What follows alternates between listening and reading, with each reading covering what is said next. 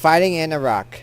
In the monologue, Fighting in Iraq, Tom talks to a few friends at a bar about his experiences being in battle and coping with the aftermath. So, want to know what it was like? I'll tell you, because I can just about face it now. When I was over there, it was the scariest time of my entire life. Every day, bombs would go off, bullets would come at you at any given moment from all directions, screaming, yelling from a language you have no understanding of, taunting.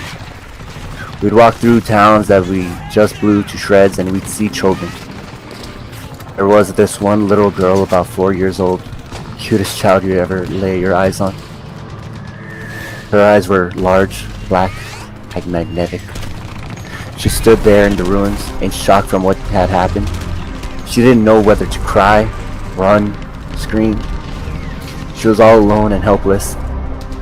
So I walked over to this little angel and knelt down and looked into those dark eyes of hers and said, "Hi, I'm Tom." Then, I never forget this as long as I live. One single tear rolled down her cheek, and in a rush she threw her tiny arms around my chest, and I felt her squeeze me with all her might. Everything this child must have been feeling at that single moment was completely wrapped around me, and she held me. I couldn't help but feel her pain.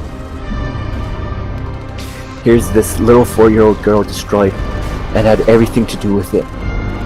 I looked over, down at the ground while she was hugging me, and I noticed an arm from under the debris.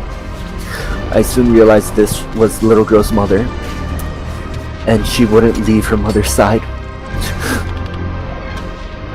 This made me sick. I could have chosen to die from man's sin if it would have been at that exact moment, if I could have prevented. We go into war thinking we are fighting for the common good of mankind, for the belief that we will be heroes in preserving humanity. But let me tell you something. When you hold a small, scared child in your arms and look at things from her point of view, let me tell you now, this is all BS. It's all wrong.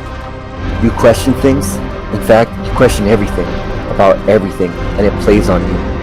It plays on you so much that you think you're going crazy. What's right? What's wrong? Is this what God wants?